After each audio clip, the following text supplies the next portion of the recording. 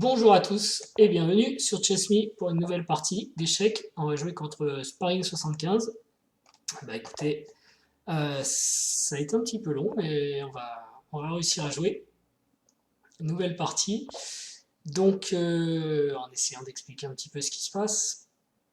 Donc là, j'ai déjà la possibilité de jouer cavalier, enfin de jouer C4 et cavalier C3, comme dans un gambit dame, ou de jouer plutôt avec cavalier D2, ce que je vais faire comme dans un système de Londres. Donc du coup, je ne pousserai pas C4, hein, je vais plutôt jouer C3. Ok, ça c'est un coup très bizarre parce que C3 c'est un coup que les blancs veulent jouer. Et donc là, je peux le jouer avec tempo. Il joue très vite, il joue très très bizarrement. Parce qu'ici, j'ai dame échec. Il est obligé de jouer cavalier C6 hein, pour ne pas perdre le fou. Et derrière, je peux jouer fou B5, qui quelque part réattaque le fou, puisque le cavalier devient cloué, donc il faut bouger, défendre le fou, soit en jouant B6, mais dans ce cas-là, il y a fou prend C6 échec, soit en jouant fou B6, mais dans ce cas-là, il y a évidemment fou prend C6 échec, puis on prend dame prend C6 échec et gagne la tour. Alors, du coup, et s'il joue fou D7 à ce moment-là pour éviter le clouage, on peut quand même faire fou prend C6, fou prend C6 et dame prend. Donc je vois vraiment pas, là il a joué très très vite. Il faut jamais jouer vite, hein. Les échecs, vous voyez le temps qu'on a ici, 15 minutes. Il faut prendre le temps de les utiliser. Et donc c'est ici qu'a priori je peux jouer fou B5, poser une vraie question au fou, qui n'est plus défendu. Voilà, donc pourtant 19-48, hein, vous voyez, ça peut vite aller, ou mal aller d'ailleurs au choix.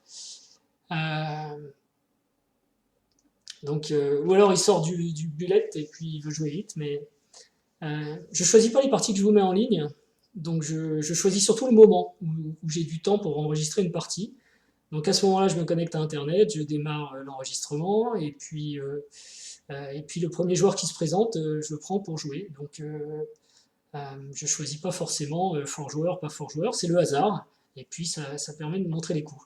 Alors là maintenant il réfléchit parce qu'effectivement donc vous avez vu hein, dans l'explication que je vous ai faite qu'il avait un problème. Son cavalier étant cloué, il ne peut pas bouger. Donc la menace directe c'est de prendre le fou avec la dame et le cavalier ne pourrait pas reprendre puisque comme je viens de dire il est cloué.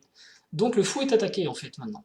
Et le fou, soit on le défend comme je disais tout à l'heure en jouant B6, soit on l'enlève, soit on fait ce qu'il vient de faire, mais dans ce cas-là je vais prendre une pièce.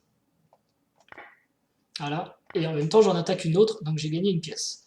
Je peux aussi essayer de faire dame prend C6 qui menace la tour, mais bouge la tour, autant prendre une pièce. Quoi. Voilà, j'ai gagné une pièce, et maintenant bah, à lui de montrer en plus je menace un pion. Oh là là là là, alors il joue très très vite. Maintenant j'ai fou prend C7, j'attaque à la fois la dame et la tour, il peut toujours bouger sa tour en B5 pour attaquer aussi ma dame, mais dans ce cas-là je fais fou prend dame, tour prend dame, et fou prend tour, je gagne une tour. Donc l'abandon ne devrait pas être loin, à moins que je ne me trompe. Voilà. Et s'il bouge la dame, et bien évidemment je prends la tour et j'ai gagné une tour. Donc en gros je gagne une tour dans tous les cas. Quoi. Plus le petit pion que je viens de manger. Et là encore il a joué très vite. Donc c'est un défaut que vous pouvez avoir, qu'on a tous. Moi j'avoue que si vous avez suivi mes vidéos sur l'entraînement, sinon allez les voir, j'ai beaucoup travaillé là-dessus. On a envie d'être impulsif, on a envie de dire ouais je suis très fort, ça y est, je sais ce que je dois jouer, et jouer très vite. Mais les échecs c'est un jeu de réflexion, donc si vous voulez jouer très vite, bah, jouez à autre chose.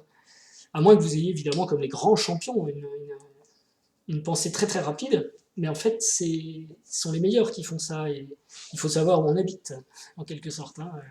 Si vous n'êtes pas parmi les meilleurs joueurs du monde, il faut peut-être prendre le temps de réfléchir. Et d'ailleurs, les meilleurs joueurs du monde réfléchissent aussi, simplement ils réfléchissent vite.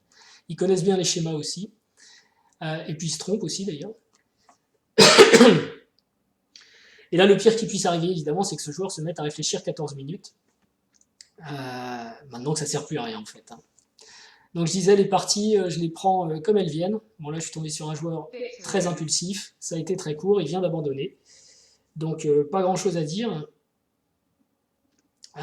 Sinon, voilà la leçon. Ne jouez jamais trop vite, surtout dès l'ouverture quand vous ne connaissez pas les coups, hein, puisque par exemple, son coup ici fou B4 était surprenant.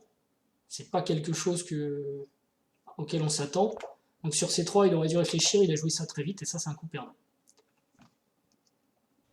Donc voilà, c'était une petite miniature, j'espère que ça vous aura quand même plu, et je vous dis à très bientôt. Ciao!